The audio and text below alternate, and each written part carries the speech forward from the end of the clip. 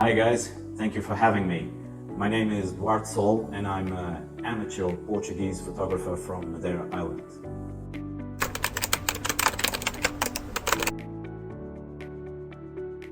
Due to my current job, my time for photography has been cut a little short this last year, but I always find time to invest in my photography tours and workshops, mainly around Madeira, and always find time to collaborate with photography brands and to post on social media and interact with my followers.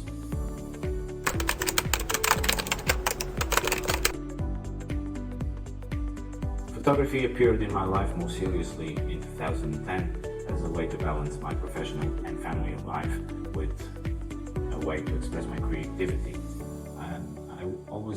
I have always been very passionate about photography, so photography also was a way for me to enjoy being outside more. As photography gained some importance in my life, I noticed that I started to going out more because I wanted to shoot, so it was a win-win situation, I would say.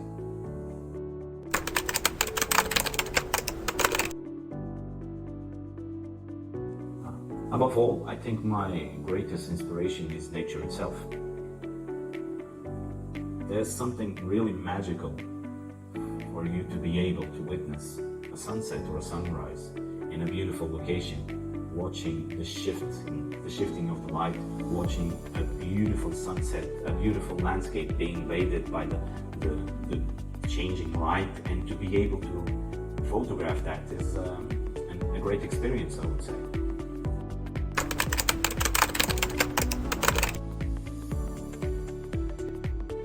Which scenery do I like most? Well, I like many branches of photography. I like landscape photography, I like portrait photography, cityscapes, seascapes. But if I had to choose one of them, I would definitely choose seascape. I live in an island, so I think that kind of influenced me or pushed me towards seascapes. So I would say seascapes.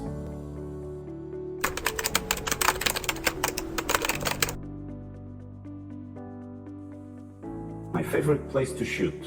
Well, I'm blessed with the opportunity to live in a beautiful island where you can shoot landscape and seascape with 30 minutes difference between spots, so that's definitely a plus.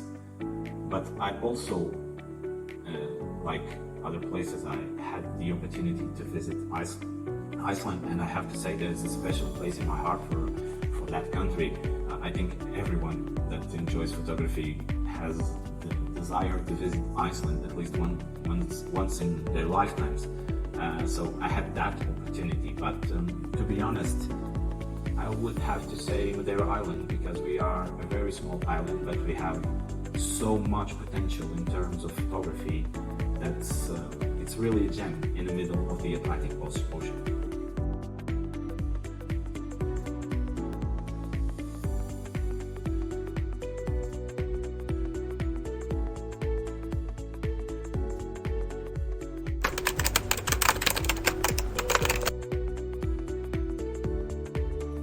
I think preparation is the key. If you're able to predict the most number of variables and be prepared for them, you'll have a better chance to make good pictures. So things like predicting the weather, checking the tides, preparing your gear are key to be able to reach a spot and make the most of the light you get. So I would say preparation.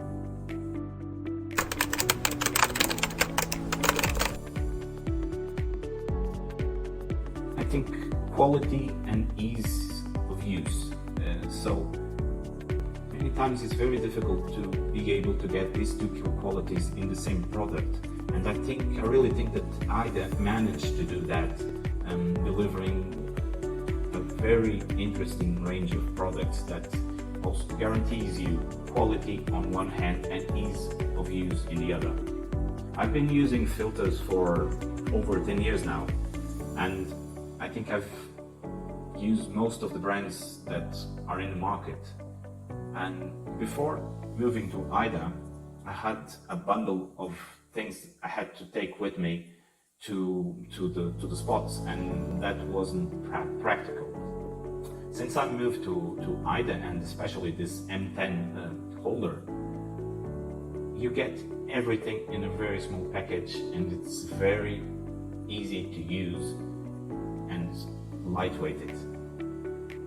The Haida M10 filter holder, and for that matter all the red diamond filter line, it's really easy to use. I would say it's like kids play, because you can change filters, you can change holder, you can take the CPL out, you can put a drop in, an ND drop in, and I would say even a young kid can do it.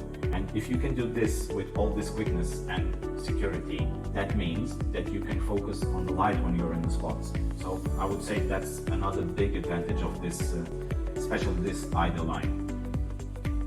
The quality of the glass is another one of the key features that Haida presents to you in this red diamond line.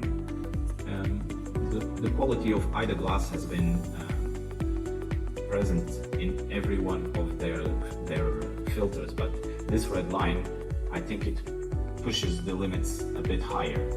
So if you invest much of your time and your money in high-end gear, you should invest also in high-end glass to put in front of your lens.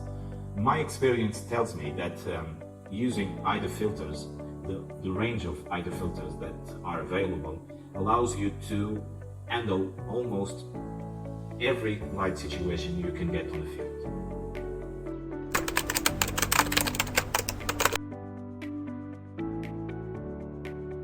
In my backpack, I always carry my M10 filter holder and a lot of filters, to be honest. If I had to choose one filter in particular, I would say this medium GNDs from Haida would take the front line. I'm totally in love with the medium filters. I use the 3 stops, the 4 stops and the 2 stops in a number of different situations. I can combine them together.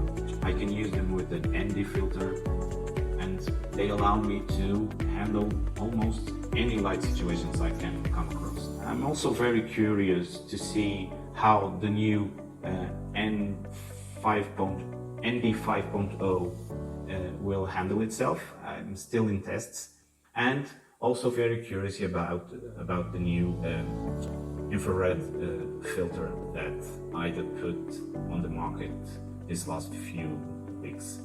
I will let you know my thoughts as soon as I get the final results.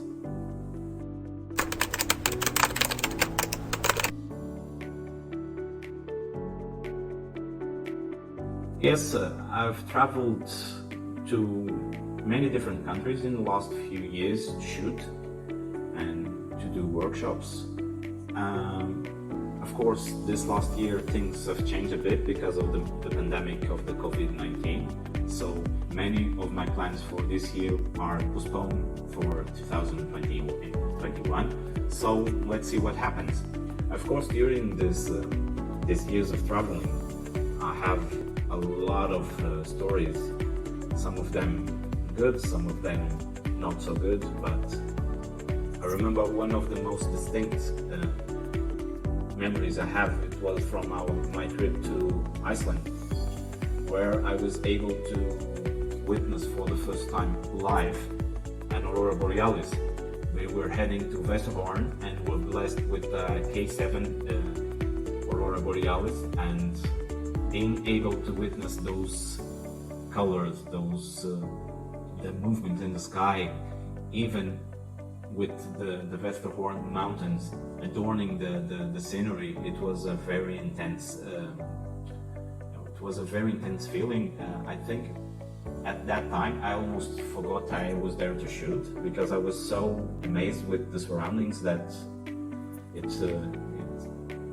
just feel like staying there and observing and feeling it.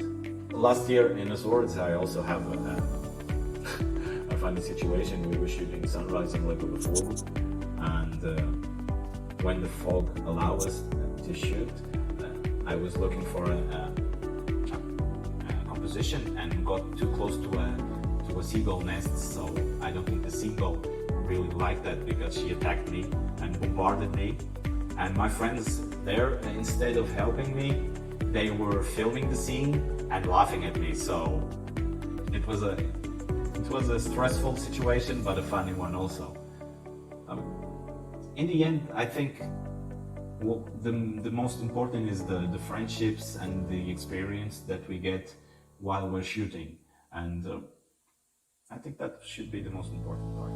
So not the awards, not the recognition, not the publishing or the expositions, but the experience and the journey and the friendships we make along the way.